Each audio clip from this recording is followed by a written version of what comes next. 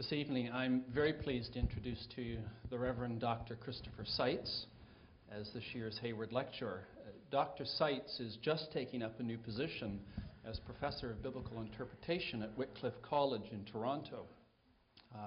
This addition to Wycliffe College is not only exciting for the college, but is exciting for those of us who are in biblical studies, especially Old Testament studies here in Canada. He earned his Bachelor of Arts from North Carolina State University, a Master of Theological Studies from Virginia Theological Seminary, and both his Master of Sacred Theology and a PhD from Yale University, where he studied with Brevard Childs, whose influence I think will be evident in certain ways in what it is that Dr. Seitz does this evening. Dr. Seitz is a man of the church. He's an ordained Episcopalian priest and has served in parishes in various capacities in Connecticut, Pennsylvania, Germany, Scotland, and he is now the Sunday evening preacher at St. Matthew's Anglican Church in Riverdale area in Toronto. However, it's not as a man of the church that we call him specifically to this lecture series, but rather as an Old Testament scholar. For 10 years before his recent move, Dr. Seitz was Professor of Old Testament and Theological Studies at St. Mary's College in St. Andrews, Scotland, where I received my PhD. Unfortunately, Dr. Seitz was not there at that time. Before that, he held a position similar to it at Yale Divinity College, where he taught for 11 years. He's written numerous articles occurring in collections and in journals such as Journal of Biblical Literature, Biblische Zeitschrift, Vetus Testamentum, Biblical Theology, Interpretation, but also Christian Century, Calvin Theological Journal, Pro Ecclesia, a wide variety of kinds of journals. And he has written numerous books, some of which are for sale out here in the back, and I commend them to you. I'll just give you a sense of some of the interests that he has. In 1989, he published Theology in Conflict, Reactions to the Exile in the Book of Jeremiah. In 1991, from Fortress, Zion's Final Destiny, the development of the Book of Isaiah, a reassessment of Isaiah 36 to 39.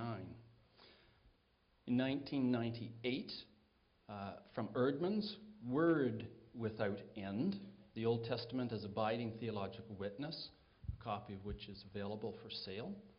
He's published 2 volumes on the book of Isaiah, and his most recent book, Prophecy and Hermeneutics, toward a new introduction of the prophets, from Baker Academic, same publisher as his next book, at least from this series, will be coming out in. So he has published in a wide variety of areas, many or some of which I have not referred to at all in my summary of books.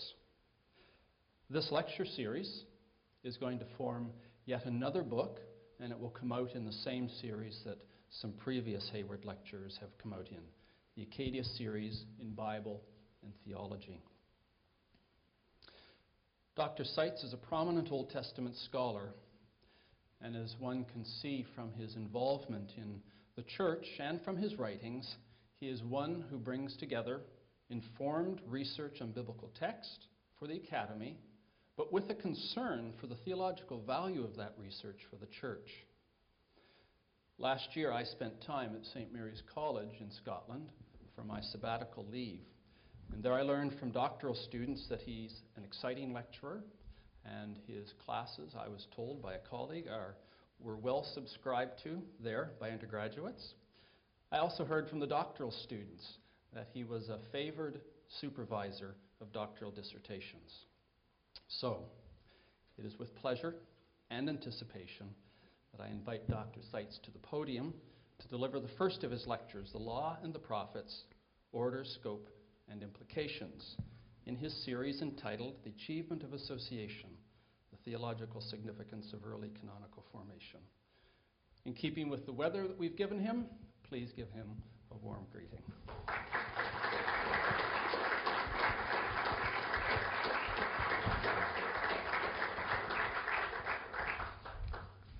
Thanks, Glenn. That was a very kind set of remarks. It's good to be with you. Particularly nice to have this weather. I'm not from Canada, and I'm from Scotia, I suppose, most recently. Alta Scotia, maybe one should say. Don't look for a Scottish accent. I don't have one, and it's just great to be here. I've known some of the previous speakers, Lee Keck's an old friend of mine, and Tom Wright and others, so it's a real pleasure to be with you. I do hope you'll stay for the 3 lectures. I know that this is a busy time, I suspect, in your term, but these lectures build one upon another. The one I'm doing tonight is, I think, actually the most ambitious of the bunch. I think the others are a little more straightforward. And let me apologize a bit ahead of time for that, but I'll try to keep the thing moving right along. I'm assuming a fair amount of background, but I would also say that one of the things I'm assuming is that the order of the canon of the Bible is a particular lens on its interpretation. And that's not necessarily the way any of us have been trained. I could ask my New Testament or Old Testament students simply to tell me what the books of the Bible are, and many of them really wouldn't know, and they wouldn't think that it was a determinative factor in how they actually interpret individual passages. Does it matter that Amos is after Hosea or before it, and so forth and so on? So I'm assuming some of this as though it's a sort of ground level, and yet for many of us, it's not the training that we've had. And I often find that this is the case. It may be that you get some good Sunday school trained people who can tell you what the letters of Paul are and so forth and so on, but very soon in the training that they get, that is of no importance. And increasingly, it's not clear that anybody even has that kind of foundation. And teaching makes for a special challenge, I think, in the times in which we live. If they do not listen to Moses and the prophets, neither will they be convinced, even if someone is raised from the dead. This passage from Luke is one of the most remarkable passages in all of the New Testament. It speaks of the sufficiency of the Scriptures of Israel to accomplish what even a resurrection from the dead cannot improve on. It's spoken by Jesus, who will return from the dead, and who as his first act will open these same Scriptures and show himself to be both teacher and main theme. Our concern in these lectures is related to this key passage, yet takes as its wider point of departure the specific question of the material form of the Scriptures of Israel at the time of the formation of the New Testament. Some have argued that reference to the law and the prophets, Moses and the prophets in the New Testament, means that the 3rd section of the canon, the division called the writings, is not yet stable. This Torah, prophets, writings. Luke's later reference to Moses, the prophets, and the Psalms in Luke 24 confirms and does not contradict this point, according to such a view. Others have argued that the phrase, the law and the prophets, means that the law only was stable, and that all the other books were called prophetic, and that a tripartite division is not yet in force. Moreover, on this view, the non-Mosaic books are diverse, without fixed sequence, open in scope, and inclusive of other apocryphal books, as they'll be called. A wide religious literature without definite bounds is the way one scholar put it. The determination of the Old Testament canon, such as it was not made until sometime after the New Testament, according to this view, and it was caught up in the same struggle of the New Testament to achieve its own canonical status, ordered shape, and logic. I take this to be the view of John Barton, James Barr, Albert Sundberg, and most recently Craig Allert at Trinity Western. The position taken in these lectures is that this popular reconstruction is faulty at key points.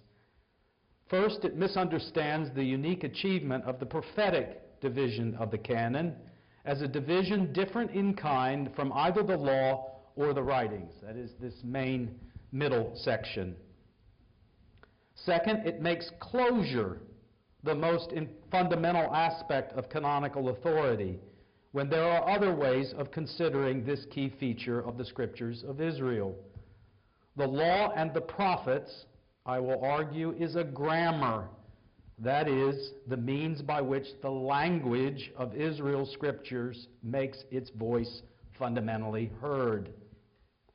And third, the writings, the third division of the canon, work in conjunction with this grammar, and their precise number and order is not crucial on the same terms.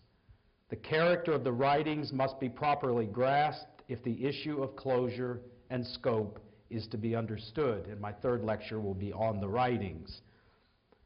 Finally, I'll argue that the popular reconstruction misunderstands two features at work in the law and the prophets as the grammar of Israel's scriptural inheritance.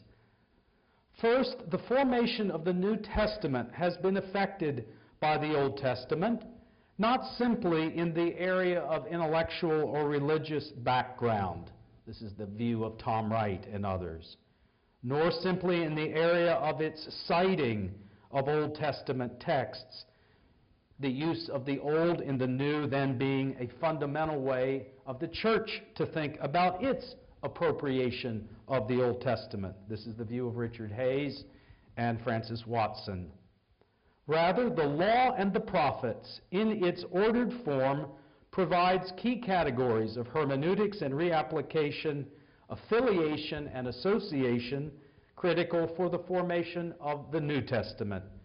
Appreciation of these categories is essential if we're to understand the implications of the New Testament's canonical form, especially the fourfold gospel collection, Acts, and the diverse letters of Paul.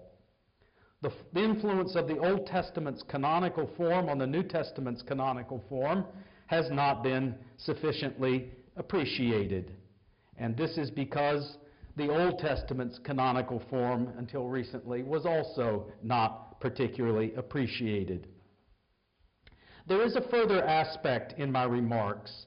In the early church fathers, appeal is made to the rule of faith. Central to understanding the rule is the evolving and unfinished character of the New Testament canon, and the need in such a period to have recourse to a stable scriptural witness, which lays out the grammar of the God of Israel and his people. The law and the prophets, which will in time be called the Old Testament, was viewed as a privileged, stable witness against which the claims of the gospel were tested and shown to have been established from of old. This was a distinctive Christian accomplishment, but it was made on the basis of a stable witness whose sense was taken to be plain or figural both. The rule of faith establishes the providential work of God in Christ, in creation, in the promise to the patriarchs, in the word spoken in law and prophet, in prediction, type, and moral example. An account of the law and the prophets which emphasizes diversity, lack of closure, and no ordered form will fail properly to assess the appeal to the rule of faith and its implications for the formation of the Christian canon. The New Testament takes form and derives its authority not only in respect of the apostolic memory or eyewitnessing, a popular theme now from my colleague Richard Balcom at St. Andrews, where memory and eyewitnessing is crucial. Rather, crucial for the formation of the New Testament and its canonical logic is a proper understanding of the law and the prophets, upon which this logic is based in the confession of Jesus Christ as Son of God in accordance with the Scriptures, as the Creed has it. Those who believe that the Old Testament's canonical character is intimately tied up with that of the New Testament are correct, but they have the influence running in the wrong direction. Two images may help explain what is at stake. In Charleston, South Carolina, where I grew up, stretching over the wide Cooper River was a remarkable steel bridge, particularly for those of us who had to drive on it. It was very narrow. It had to be high enough to accommodate great shipping vessels, and it had to gain its height very quickly, rising as it did from sea level. The Cooper River Bridge in time had to be replaced, as bridges do. A massive new structure was conceived, with its starting point on the north side of the river now placed at a considerable distance back and joined with the interstate highway system, which had in the meantime been developed. For the period of time of this new bridge's construction, the old bridge continued to do its work. The new bridge slowly took form with respect to it, over it, in time dwarfing it and showing it to be clearly the bridge of a former day. The pylons for the new bridge were placed with reference to the old. When the new bridge was finished, the old was allowed section by section until all was done to fall into the sea. Anyone who recalls the old bridge knows how influential it was in constructing the new bridge. In theory, the old bridge could have been retained and traffic allowed to use it, perhaps for special events, antique cars, and so forth. But its chief use was for traffic from an older day and for help in constructing a new bridge. Those with special awareness of engineering made a good deal out of the indispensability of the old, and tribute to it was not without its special character. Occasionally one heard that the old bridge was an eyesore, dangerous, and always in need of demolition, but these voices were not major ones. A more appropriate way to understand the old bridge or the Old Testament would not have been to leave it standing, for the basic analogy is faulty, and I hope you see that. So a second image suggests itself for your imagination. One may think that in our day there is an allergy to things old, as against newer models. This is, of course, a legacy in our consumer West, until it comes to golf, or Ivy League schools, or single malt scotch, and so forth. If people were required to walk on their knees to play golf at the old course in St. Andrews, they would do it. If you told them they could play the new course, even if it might be more challenging, they would balk. Now, the old course is actually too short to be played, unsurprisingly given its age and the space-age equipment now used to launch space-age golf balls. But adjustments have been made in the old course. The tee boxes are placed back as far as possible, sometimes on adjacent golf links. The point is, what is new must take its bearing by reference to what is old, or one is not really participating on the terms desired. Here the concern is with incorporation with the original game for outsiders, both temporally and even religiously distinct, if one takes golf to be a game played with religious fervor by Scots and shared only reluctantly with others. Now, this analogy fails as well, but it does illustrate something of the challenge of properly assessing the character of the Old Testament and the achievement of a Two Testament canonical witness, the second part of which uses the Old, refers to the Old, and allows the Old also a word of its own by the simple fact of the retention of it in a given form, unlike that bridge that fell into the Cooper River. And so here's what is at stake in the lectures I propose: the given character, the material form, and the influence of that first witness, which in time would be called not the Law and the Prophets, but the Old Testament. One technical note before I begin. I will refer to the Tripartite Form as either the Hebrew text or the Masoretic text, even though the actual work of the Masoretes in conceiving of this form is a later development. That is, the Torah prophets writing Tripartite Form. I do this because of the lists that emerge. This Hebrew form retains its tripartite character without very much alteration. even though we can spot minor divergences in the writings, because these books move within the division on occasion. Josephus refers to a strange list, for example. The tripartite, however, is not preserved in printed Bibles, such as the ones you will have most likely in your library and in your prayer desk, except in some Jewish publications, or in the Biblical Hebraica Stuttgartensia, that is the technical Hebrew text that Glenn and others use when they teach people Hebrew.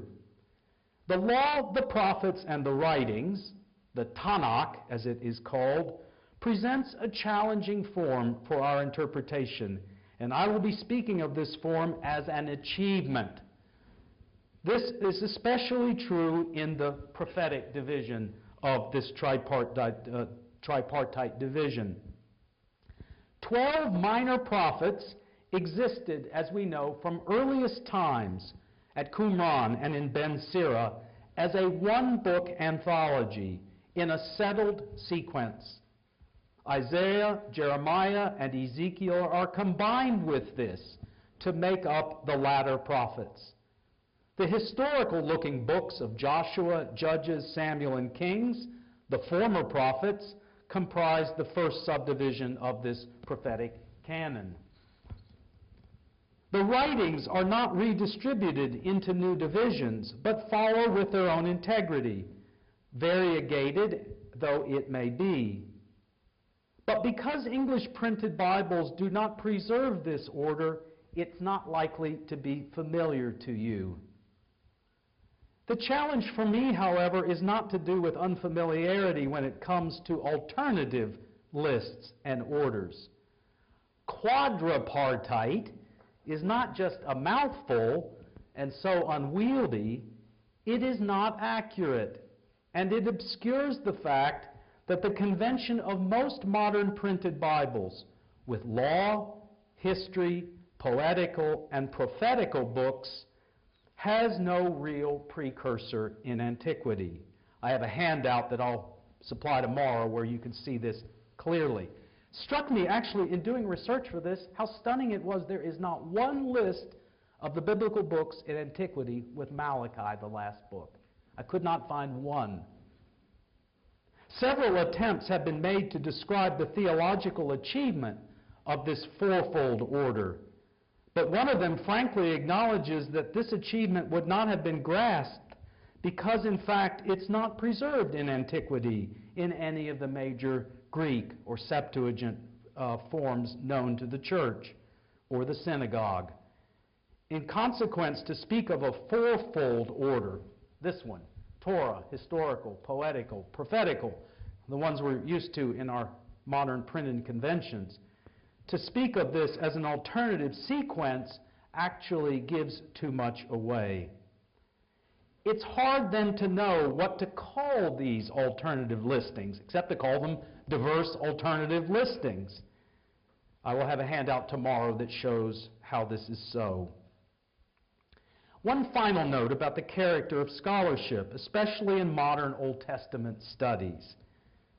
I would guess that more than 30 monographs, long, tedious scholarly treatments, and a host of articles and collections of essays have been devoted recently to the study of the minor prophets.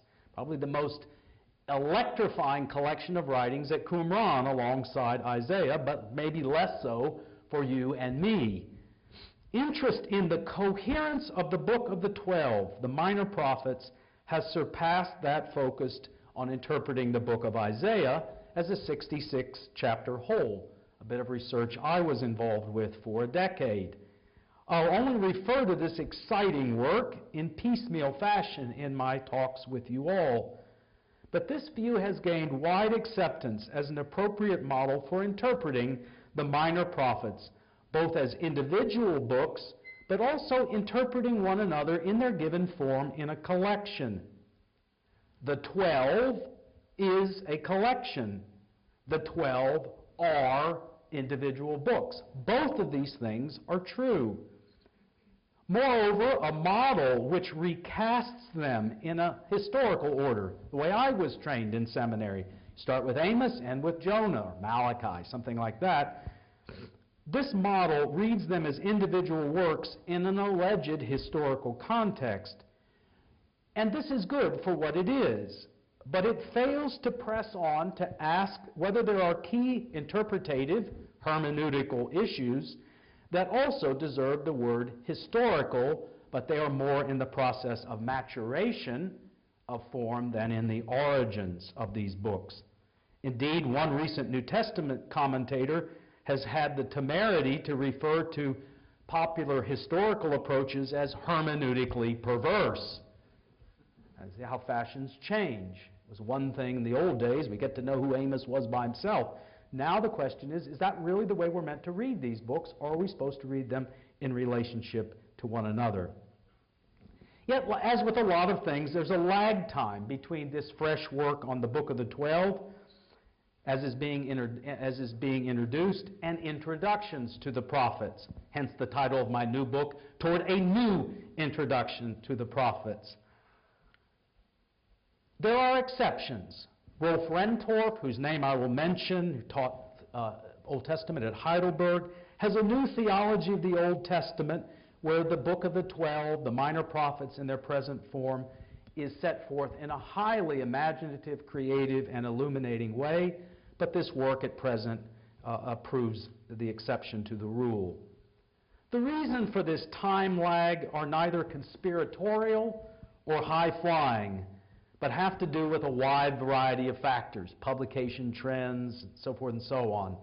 I won't get into that now, but my book, Prophecy and Hermeneutics, tries to investigate why this is so. Finally, an explanation for my theme. Lectures just don't fall from the sky. I'm aware that Dr. MacDonald, your principal, your president, has written extensively on the canon, and my former graduate student, Steve Chapman, published an impressive study that he refers to frequently called The Law and the Prophets. I was privileged to think through and alongside this student in his work on that, and I have two graduate students I've left at St. Andrews who are working on the third division of the canon, the writings.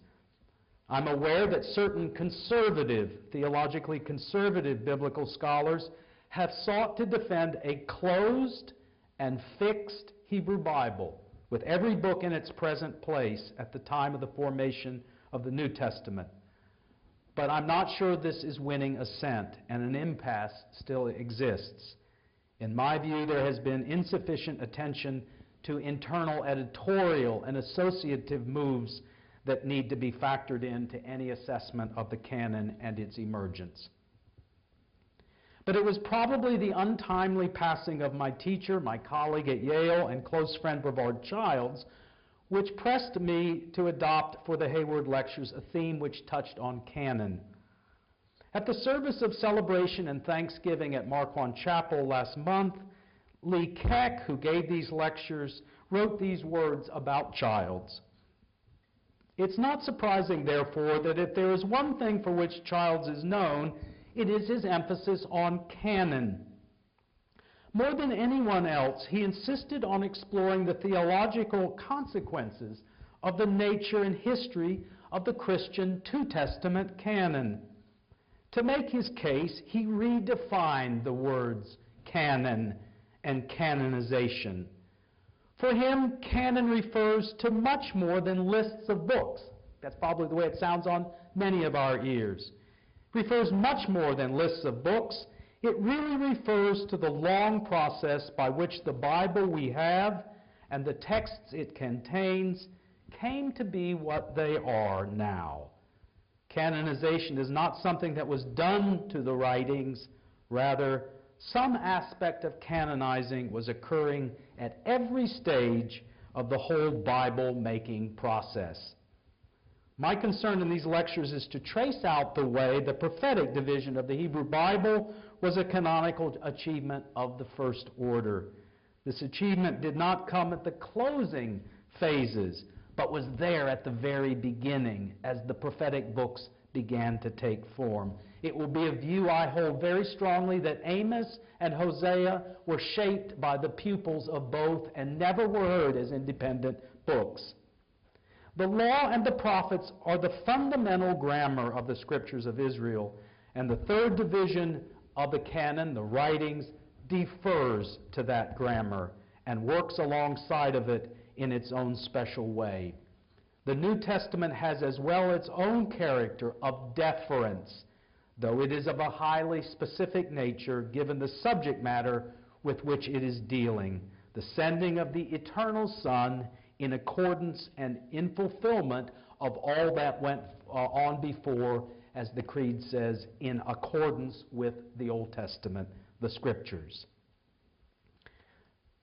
If one follows the scholarly literature, it's clear that a cottage industry has grown up in recent years on the topic of canon, which is doubtless why Dr. MacDonald and others have been engaged with it.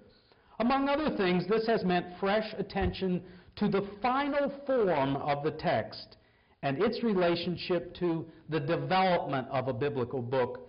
Many of these focused on questions of authorial intention below and behind the received text. Are there 3 Isaiahs and also an intelligible book of Isaiah in its present form? Or if you're on the New Testament side of the canon, is there a Q and a special Luke, but also a gospel form in its present shape, with 4 Gospels, with John in meaningful position, separating Acts from Luke? This is the kind of canonical question that's presently being raised. I would call this the theological or hermeneutical aspect of interest in the canon, but Anglo-Saxon scholarship has also shown great interest in the historical and material questions. Qumran, when did the canon close? These sorts of concrete questions. On this front, a serious impasse exists over the question of the stability of the Old Testament at the time of the New, and whether it's possible to describe an Old Testament which is constraining, informing, or otherwise declaring the proper theological horizon of the New Testament, both for those who have composed the New Testament, if also not for the mission of Jesus Christ himself.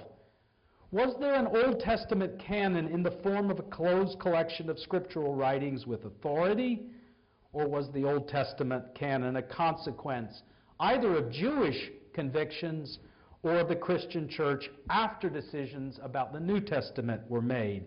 This touches on an old chestnut. Does the church create the Bible or receive it? This belongs in that same nexus of theological concerns. It had divided Protestants and Roman Catholics, for example. If, on the other hand, one argues that the Old Testament exercised pressure on the formation of New Testament convictions, and that a stable, authoritative canon existed at the time of the New Testament, there are a lot of challenges to be faced. How many writings were in this canon? Does a canon need to be closed in order to be a canon? In what order were the writings arranged? Many have argued that use of a term like canon means stable, closed, and in fixed order. Anything less than this should be called not canon, but scripture, or religious writings. Here the obvious question is, what is scripture if it is less than canon, but more than edifying literature? Be it the Athenian times, Homer, Dante, Augustine, Calvin, take your pick. Can't a canon have authority independent of closure? These lectures will be investigating this question, but will operate with one significant piece of information not usually incorporated into discussions of the canon. There has been recent interest, as I have indicated, in the Book of the 12. Here one is made conscious of the reality of affiliation and association within this diverse witness. These witnesses, the minor prophets, become what they do not by decisions of exclusion or closure.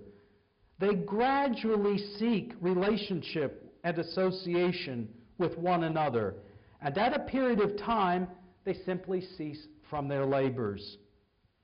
We can see this clearly, and I'll go into this in more detail tomorrow, in the case of Hosea and Amos. And in other places, the decisions are less obvious in terms of interpreting them, but they're equally important, as in the placements of Joel, Obadiah, and Jonah, three very late witnesses which have nevertheless not been placed at the end of the book of the 12, but right down in the middle. The achievement of the book of the 12 is enormous, and once it reaches a final stability of form, it resists any further intrusion or development. We know this now most clearly from Qumran, where we have all the books of the minor prophets represented, and they are already in a particular fixed form. Rarely do we have all 12, but where we have instances where you can see 2 or 3 in order, they are in the order of the Masoretic text. I hope then that the title for my lectures is slowly becoming clear. By early canon formation, I mean that it is entirely possible to conceive of canon and scriptural authority in phases prior to the final closing of writings. Let me turn then to the challenge of order. My concern at this initial point is in tracking the significance of order, the way order works in the Bible, any order, when it comes to a standard introduction to the Old Testament. In 1979, my colleague Brevard Childs, then my teacher, wrote a book called Introduction to the Old Testament as Scripture. That last 2 words got him into a lot of trouble. But in many ways, the groundbreaking character of his work was as much to do with the way individual books made sense in their final form, but also with his theological reflections on the nature of the structure of the canon and the fact that it exists in this tripartite form. His work offered a shift in, if nothing more, than his decision to treat the individual works in the order of the Masoretic, that is, of the order of the tripartite canon. So long as a sequential, genetic, historical account was a priority in standard Old Testament works, where you figured out which books you thought were first and you worked in that way, the question of the order of the canonical writings was largely irrelevant in respect of organization. One usually treated canon as the last thing that you did in an Old Testament interpretation class. A canonical order in either the Greek or the Hebrew forms, tripartite or fourfold, is not straightforwardly historical. So it was that a decision to abandon these forms, made in the 19th century, affected both of them equally. You'd be hard-pressed to find any textbook introducing either the New or the Old Testament according to their present canonical orders. And if you did, at least in the Old Testament, you would have to decide which one you were using. The implications of structuring in this way, the historical way, are close to hand. A quick survey of introduction courses to the Old Testament would probably show the significance of something like the exile. Everything in the first semester would be before the exile, everything in the second semester would be after the exile, and yet this conforms to no canonical organization. Let me choose another example. Rolf Rentorf, who's written prolifically on the Old Testament, many of his works are now translated into English, was also committed, like Childs, to treating the received forms of books, and therefore he reached conclusions satisfactory to him that an organization needed to deal with the tripartite order. I suspect in Rentorf's case, as a German, much of this had to do with the Lutheran Church's concern to speak to the Jewish community. I think that was probably animating Rentorf in his concern. His reasons for using the form of the Tanakh, the tripartite form, had probably to do with his sensitivity in Germany to the relationship between the Christian church and the Jewish synagogue. In the course of his treatment, however, he will note the effect of divergent arrangements found in our familiar fourfold organization of English printed Bibles, and he'll attempt to give an account of this. The impression this gives, probably not wrongly, is that the fourfold order is derivative. In his most recent work, Rentorf has devoted himself and joined a group of larger scholars trying to read the minor prophets in their present form. By contrast, Childs did not pursue the intention of the final form of the minor prophets in his introduction. It's a little unclear to me why he did not do that, since he was committed to treating them in their present order. The explanation that he gave me at one point was he had enough to do simply to deal with the final form of books, and he left untouched the question of their relationship one to another. But as I'll show tomorrow, there are pregnant observations in Childs that tie up quite nicely, particularly in his reading of Hosea with this newer Book of the 12 research. But there's one exception to this that I think needs to be pointed out.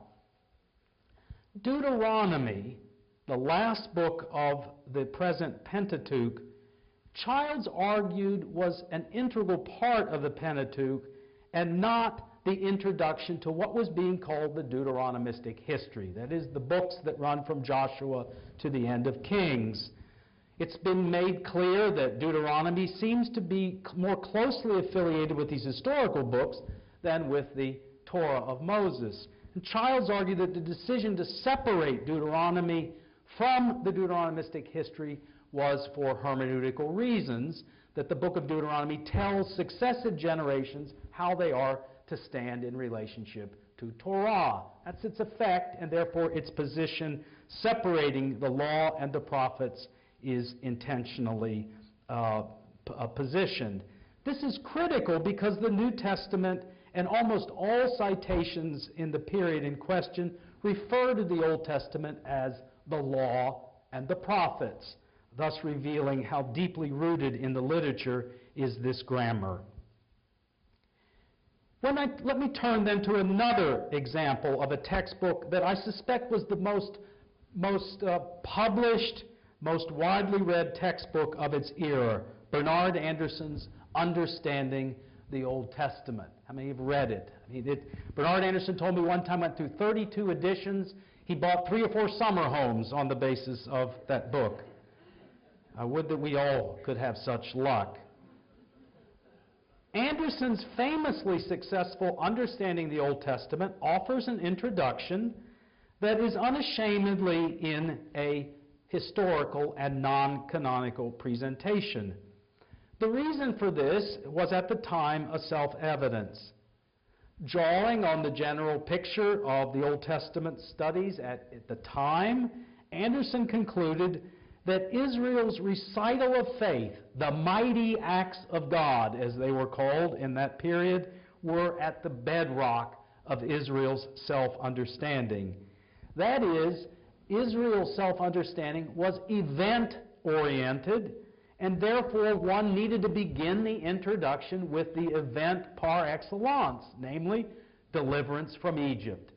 Therefore, creation was moved into a very different place in such a treatment, if treated at all, because the mighty acts of God were not canonical, but rather belonged to this recital of Israel's faith, which Anderson felt as though was historically the most appropriate. What happens with Genesis? I don't know. You get around to it when you get around to it. It's not an appropriate lens on how to interpret the Old Testament. Now, we can all be judged later by our decisions. It would have been rare for introductions of this period to have done otherwise. In what other ways they may have departed from Anderson's general approach. Assumed, though not necessarily argued, was that presentation, the presentation of the material was in the gift of the author and had nothing to do with the material form itself. If one goes back further into the 19th century, this assumption is by no means self-evident. The point is that the historical recasting of the theology of the Old Testament turned on a highly imaginative and creative set of assumptions. Anderson believed there was an early creed that comprised Israel's self-identity. That's an imaginative construct, but it doesn't conform to anything in the canonical form. I keep in my office a classic from this period. It's right over my desk. It's called The Bible in Order, which makes the point nicely. One could have thought you'd just take the Bible down.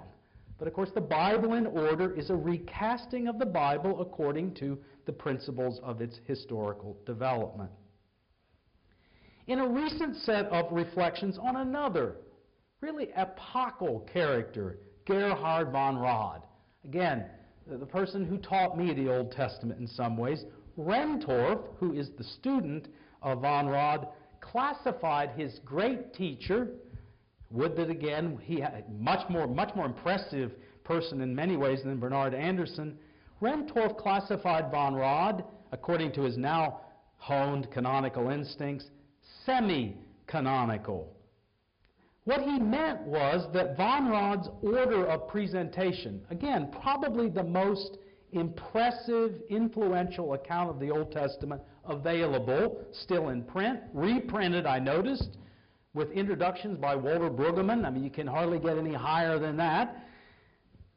In this presentation, the theology of the Old Testament, Rentorf subjected von Rad to a set of criterion, namely the canonical shape, that von Rad himself probably would not have recognized as relevant, any more than Anderson would have, although Anderson is still alive and has lived long enough that he's writing a commentary on Genesis. I mean, this is what happens if you live long enough in life, I suppose. Rentorf's point was that von Rad had a view of the Old Testament that moved from the Hexateuch. The Hexateuch would be the Pentateuch plus Joshua and Judges, on the theory that the sources of the Pentateuch didn't end with the Pentateuch, but went into Joshua. And Rentorf noted that von Rad moved from the Hexateuch not to the prophets, the second division, but into categories that he invented. One of them was called the anointed of Yahweh. And then the third category was Israel's answer. This included the wisdom literature, something like that. And volume 2, the second volume, finally treated the prophets and concluded with a section on the Old Testament and the New Testament. It should be further noted that in the section Israel's Answer, von Rad's Part 2, he included the Deuteronomistic and the chronistic histories, that is, Joshua, Judges, 1st and 2nd Samuel, 1st and 2nd Kings, and Chronicles. What Rentorf failed to note in sufficient detail was not just that von Rad's account was or one might even say non-canonical. Rather, in adopting this particular schema, Hexateuch, Israel's Answer, the anointed of Yahweh, the prophets, von Rad actually reproduced something of the order of English printed Bibles, although not perfectly. Isn't that fascinating there? Because von Rad would have been astounded if you had told him, at the end of the day, pal, all you really did was reproduce this order and snazz it up with some Hexateuch, Yahwist, and so forth and so on. Rentorf also pointed out that von Rad's efforts to link the prophets with the law, this was something von Rad was concerned. Law had been placed late in Israel's history. Prophets were seen as the foundation. But however much von Rad tried to show that the prophets were indebted to the law, by virtue of putting them last in his treatment, he succeeded in pulling the law and the prophets as far apart as possible. And this is a legacy that lives on today. A prophetic ministry is something that has nothing to do with foundations, law, institutions, nothing. A prophetic ministry is what somebody has when they're against all of those things, right? I mean, I have a prophetic ministry. Well, that means I don't know, I'm standing with Martin Luther King or somebody like that by my own estimate. Where in reality, the law and the prophets, according to the canonical division, had a reciprocal relationship, very tight and closely knit one with another. Childs presented then in 1979 a course correction. I want to call attention primarily to the developments in the prophetic division of the canon.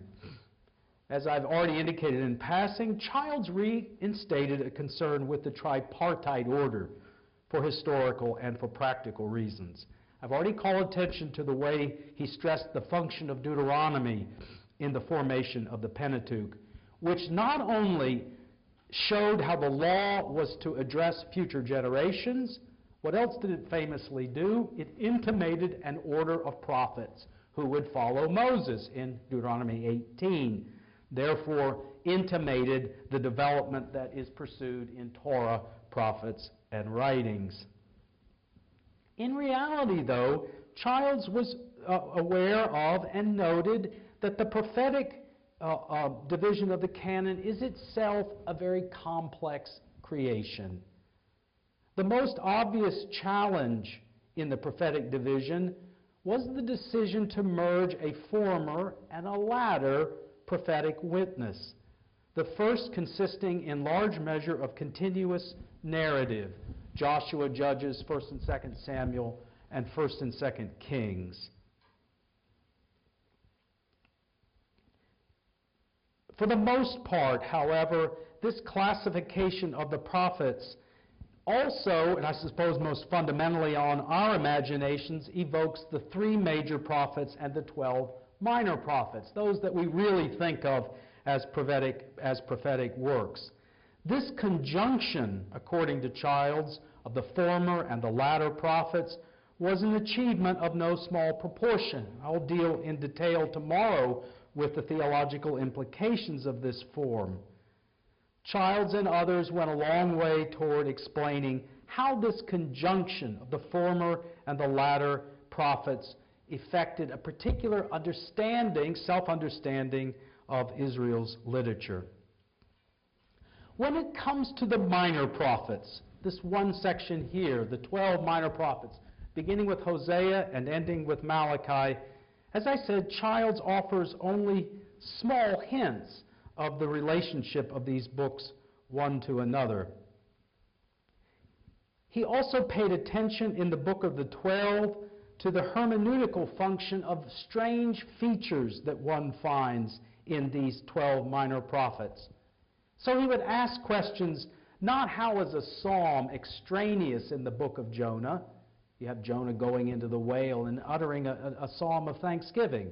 That doesn't make any sense. Let's take it out. Childs' reaction was, no, let's leave it there and ask what its hermeneutical function is in the present shape of the book of Jonah. It's not just take it out because you shouldn't be giving thanks in the belly of a whale and if you haven't been spit out on the shore yet. Let's ask what a psalm of thanksgiving is doing in the present book of Jonah, rather than saying it's secondary or third or level or so forth and so on.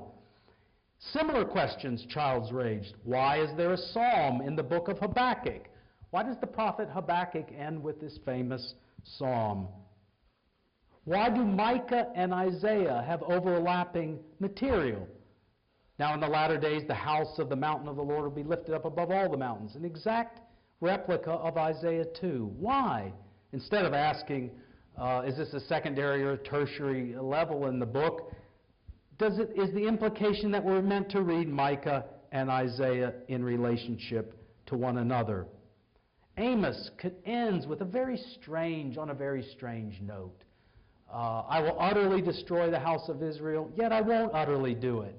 Now, again, the easy way to handle that thing is, secondary gloss, wanted to make things a little happy ending and so forth. The problem is that the book doesn't end on a happy ending. So this is the kind of question Childs would raise by trying to pay attention to the final form of the book. So Childs in his reading began to see associations in the literature at a different level in terms of the way the historical prophet was related by editors to future generations, so that the future generations could interpret and hear a historical message from the past, but shaping their present experience. This is what Psalms do. They release a historical message from the past in order to arc over to the present day. Psalms have this effect. They involve us, as it were, in the experience of Israel. A new picture then is opening up, unforeseen in Childs' 1979 introduction. And this work will begin to take a particular focus on the Book of the 12. The minor prophets have a high degree of cross-fertilization, a high degree of stitching and association in their present final form. The prophets then are not simply an effort to render individual witnesses in their historical order, but rather to place them in such a way that they may be appropriated by successive generations. And this inquiry will extend for Childs finally also into the New Testament. Why are there so many and not so many other letters of Paul? Why is Romans the first letter of the Pauline letter collection? You can begin to see, once you begin asking these questions, you can see that there is a relationship between the kinds of issues that are related to the Old Testament and also then in the canonical form of the New Testament as well. Why is Luke and Acts separated by the Gospel of John, and what is the effect of the form? It will not be my intention to explain all of Childs' work, but to move on and to raise the issues that are now of importance in the Book of the 12, and I'll be doing that tomorrow. By treating the prophets in the order of the Masoretic text, it will be possible to tease out the implications of the resistance of the order of the 12 finally to any serious modification, even in our printed English Bibles. Though there is an alternative order of the Book of the 12 preserved in some of the Septuagint manuscripts, by and large, the order with which we are familiar, Hosea, Joel, Amos, Obadiah, has been preserved without much resistance.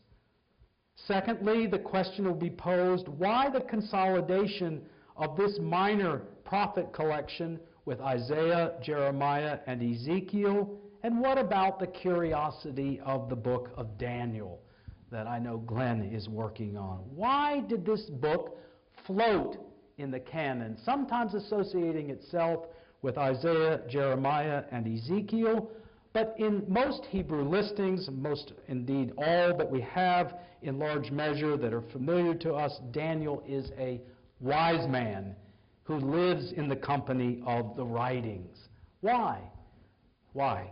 Daniel is, of course, not called a prophet, but that still begs a question as to why he has not found his place in the accomplishment of the prophetic division of the canon. And finally, tomorrow as well, what did it mean to create a prophetic division that conjoined historical or narrative books, Joshua, Judges, Samuel, and Kings, with the major and minor prophets, the 3 and the 12? If we can better understand this consolidation effort, we might then begin to understand the logic of this disparate 3-division canon, and also why decisions were made in the fourfold to allow books to migrate. By what principles of migration was this particular tripartite form taken apart and rearranged? One of the questions, it's not unlike one of my graduate students has used the image of gravity in a planetary system. Certain smaller books seem to have the ability to move without disturbing, it'll be my argument, the logic of the law and the prophets. Particularly, just to refresh your memory on this, we have to be concerned with Lamentations, which tends to move toward Jeremiah, Ruth, which tends to move towards Joshua and Judges, Daniel, which tends to move toward the prophetic canon in some orders, Chronicles and Ezra and Nehemiah, which leave the writings and become associated with these kindred books of the former prophets, Joshua, Judges, 1st and 2nd Samuel, and 1st and 2nd Kings. So what I hope I've done tonight at least is to at least raise the question of the propriety of the form of the material, and tomorrow I will pursue a little bit more what I regard as the chief accomplishment, which is this prophetic canonical accomplishment. Thank you for your patience, and I appreciate it. Thank you.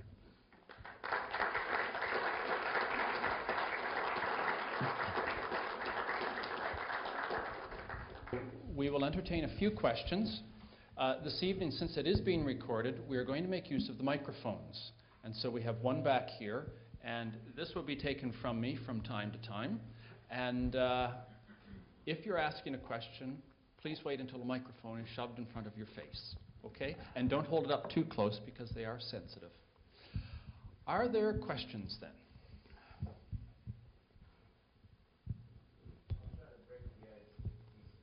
Good.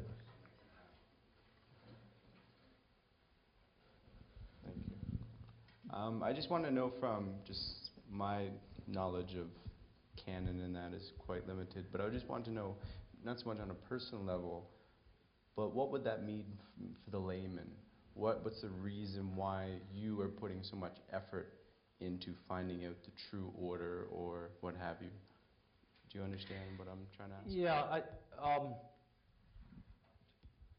when 2 Timothy says all Scripture is inspired of God and useful for instruction, the implication, it seems to me, of all Scripture has to do with the way anyone thinks about the relationship between books of the Bible. I, for example, am in a tradition where on Sunday morning lessons are paired or tripled with one another. That creates an effect. So I'll be preaching on Wednesday, and we're hearing Ruth, and we're hearing the cleansing of the lepers. Only one comes back and gives thanks. You create an effect when you associate books with one another. And the Bible, in my judgment, means to create and evoke a nexus of interpretation. The alternative is, I think, in the tradition of the church, worrisome, because texts get divorced from their contexts, literary and canonical, and then only function with respect to the reader and his or her circumstances, which is one aspect to Scripture's ability to speak and enclose the believer, the reader, the inquirer. But the key thing of the Bible is its internal relationship, and that aspect has fallen out, it seems to me, in a lot of teaching. So any interpretation of a biblical text requires one to know in relationship to what other biblical texts. I can't imagine reading the Bible, except in some fairly narrow proof texting kind of way, without raising the question of literary relationship.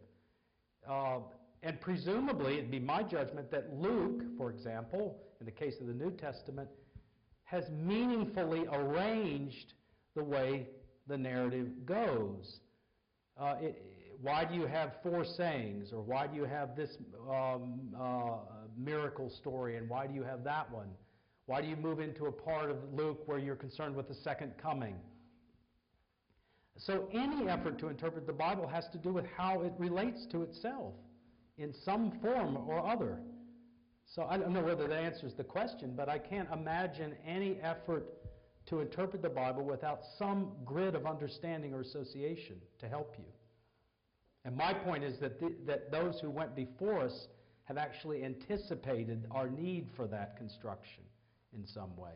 The alternative is this historical way of interpreting, which makes you try to figure out where Amos was in time and place and so forth and so on. Those are all very useful, but it's not really getting at, to my mind, the way these prophets have been associated one with another. And I'll speak to that a little bit tomorrow. Let me give you one example, which I don't think I'll steal from tomorrow. Amos, as we know, is very interested in social criticism, the poor, the lack of attention to the poor, and that this is the reason why the northern kingdom is falling. Hosea's concern is actually not very much with that. It's with false worship, with idolatry, with infidelity, with faithlessness, and so forth and so on. It seems to me that the pupils of these two prophets want us to understand the relationship between these two things, between false worship, unfaithfulness, and the way we discharge our finances, and the way we handle money in the world, and the way we care for our neighbors. And if you try to hear these themes apart from one another, you're not actually hearing the way they related one to another. And I think basically then you say, well, I kind of like Amos, but I'm not a big fan of Hosea's or something like that. Or that applies, but that doesn't apply. It seems to me that the pupils who work on these books actually don't want you to draw those kinds of conclusions. They want you to see the relationship between these themes.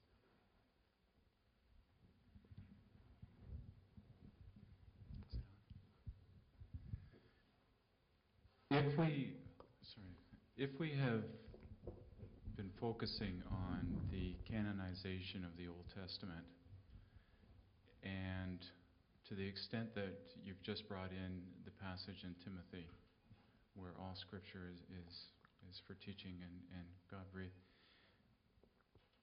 what is the underlying theme then that determines the fact that the exactness of canonization is the important issue? And that's the first question. And secondly, if we looked at the JPD, if we looked at whether Moses is the sole author of the Pentateuch,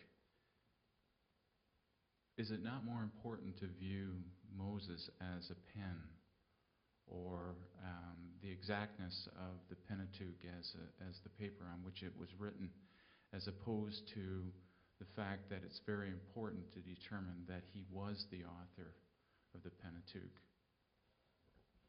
I'm not entirely sure. Let me try to pick up the second part of the question. Maybe I missed it a bit. Is it more important that we understand the implications of the present form and thrust of a narrative that begins with creation, the calling of Israel, Israel's experience in the wilderness and so forth? Is that more important than determining whether or not Moses wrote the Pentateuch or not? Yes. And it doesn't seem to me that the Mosaic authorship of the Pentateuch ever was a claim to the kind of authorship that's being implied often by the conservative concern at that point. I don't think it's a concept of authorship that existed in antiquity. I just think it was. I think to say that something was Mosaic or Isaianic was to urge the reader toward an understanding of coherence such as would be implied by a single mind at work in the material. So in the book of Isaiah, I don't try to argue for Isaiah wrote the book of Isaiah, but what I do try to argue is that the Isaianic authorship is an appeal to the reader to see coherence and not division. It's to seek a unitary understanding. So then let's make the assumption then that we have it wrong. What assumption? Let's say that the canonization of as we know it today is incorrect. Give me an example. I'd have to know what. Well, that books were left out that should be in, or what? Sure, and maybe we have them in the wrong order, and as such, we obviously look at the book of Genesis as by nature the beginning, as by nature the first book, and so on and so forth. But let's argue the point that it is wrong. Maybe Genesis shouldn't be the first book. Well, one of the things I'll try to show in the last lecture is that the divergence of these forms merely asks us to have an explanation to hand. It's not to necessarily say that one is decisive for our interpretation. Now, I take that view over against a number of people, John Sailhammer, Roger Beckwith, and others, who are so fixated on the form being absolutely settled that it seems to me that they've missed what it means for the church to have a varied form of the canon and to be able to live quite comfortably with that. My point, though, not to anticipate too much, is that one needs to understand why moves have been made in order not to make false assumptions. A false assumption, I think, is that this order leans into the new because the prophets are last. I think that's wrong. I just don't think there's anything to that. I don't think there ever was in antiquity either. Not least because we don't have any, as I said, we don't have an order like this in antiquity. Now, your other question seems to me is a slightly different one. That is, so on the one hand, I don't want to say there's only one fixed order. What I want to say is that there are a variety of orders whose interpretation is crucial, but there's not a single order. But you can't leave a consideration of form and order out of your interpretation of text. I just don't think you can do it. I think we've tried. for a couple hundred years, I think the thing races back in at the end anyway. Or you turn the Bible into a consumer project. You have likes and dislikes. You know, you have some people you like better than others. That's called canon within canon. Lutherans made a kind of career out of this in a way, and others have done a similar thing. I would rather try to hear the parts of the Bible symphonically. I don't want to hear a piccolo all day long, but a piccolo is part of the orchestra. And I don't want to say I prefer wind over piccolo. I want to figure out how this field of association lets the full voice of God be sounded. Now, I'm as concerned to protect that as I am to say what it means, because the alternative I do not like, which tends to be consumeristic. Is that? But I don't think, on your question, does it matter that Genesis is first? You're darn right it does. I mean, there's some things, it seems to me, they're just inviolable. And if you begin to lose that, you have difficulty relating, for example, how the call of Israel is related to the Creator God, the maker of heaven and earth, and His plans for all creation. You got to backdoor that in rather than saying this is at the front end of the project. It'd be that kind of thing. Which again, We're going to have to allow for some other questions. I mean, they're good. I mean, this is very helpful to me because I think otherwise there's a sort of sterility, I suspect, about just talking about form. You've got to tease out the implications of this. There will, by the way, be a talkback session tomorrow at which we will have a lot more time to do this talk kind of about thing. some issues. But So please, we'll yeah. spread the questions around a bit. It's often been said that you learn from history.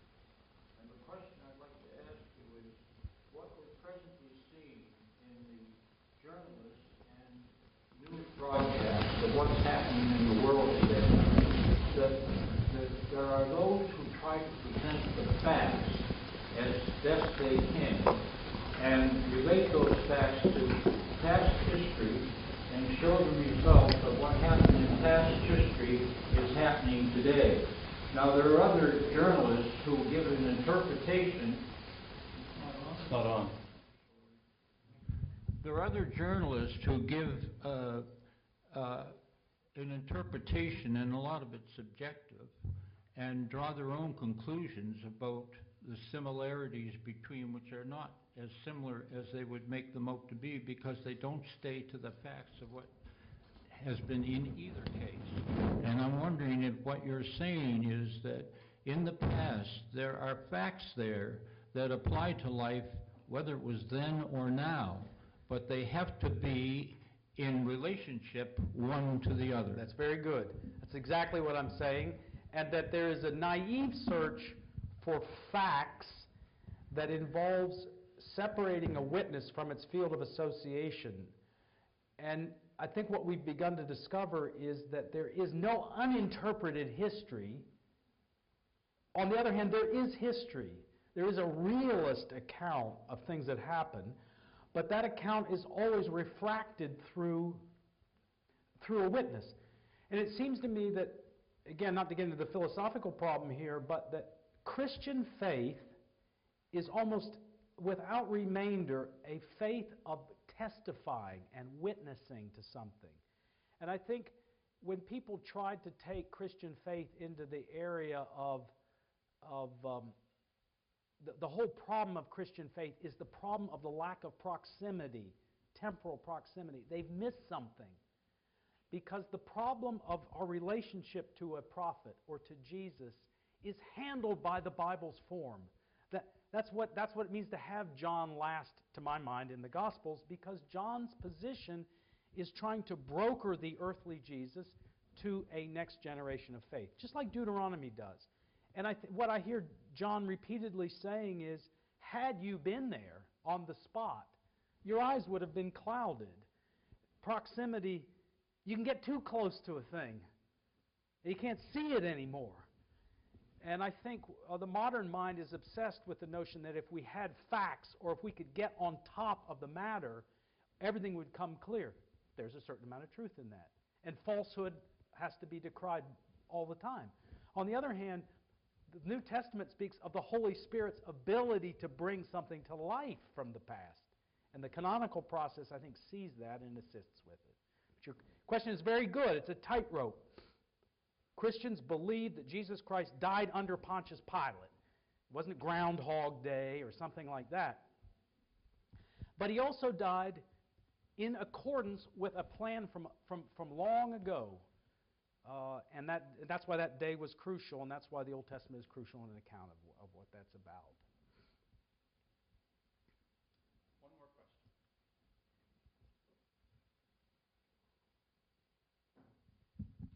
When talking about your prophets section there, which I'm well aware of, I'm wondering, when we see form, or when we see that list of former prophets, partly because we're raised in Protestant churches, we think those are history books, Right. or the latter, those are prophetic books. So what was it back then when they were grouped rather early? We see it in the New Testament. What was the unifying factor? What made Joshua similar to Isaiah and similar to Amos? This is the question. I mean, this is what I'm trying to puzzle out, and I'll do a little bit with it tomorrow. But this is precisely the issue. What is it about prophecy that both contains a concern with narrative and history telling, but also admits of this peculiarity of the Isaiah, Jeremiah, Ezekiel, and the 12? Why are both of those seen as prophetic and not broken up? And in part, I don't want to go into my lecture for tomorrow, but you're seeing the point. And I think what happens in this order is that this order, in some ways, doesn't appreciate the achievement here and begins to construct new categories. Now, I said I did not want to run this order down. I think it has to be explained. The easiest thing to be said is that, well, one of the things that's often said is, this order wants the prophetical last so that it leans into the new. It's a more Christian order. The problem with this is that this order is not necessarily Christian. The Septuagint goes back to a Jewish order. Moreover, it may well be that this is the source of the problem.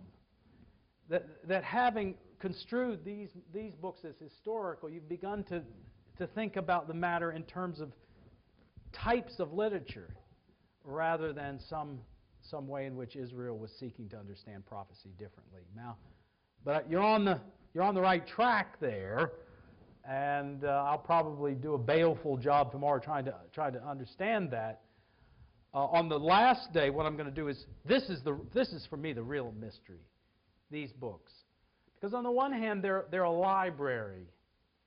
They don't seem to have any internal associations like here and there. I think Glenn's been working this. On the other hand, there's something there's a real genius to this order that allows the books to migrate on occasion, as they do, but also has its own integrity. I think it's more than just a diverse library of books. But you've asked the right question. And that's a wonderful place to finish off this evening. Let's give them a round of applause. Thank you. Thanks for your patience.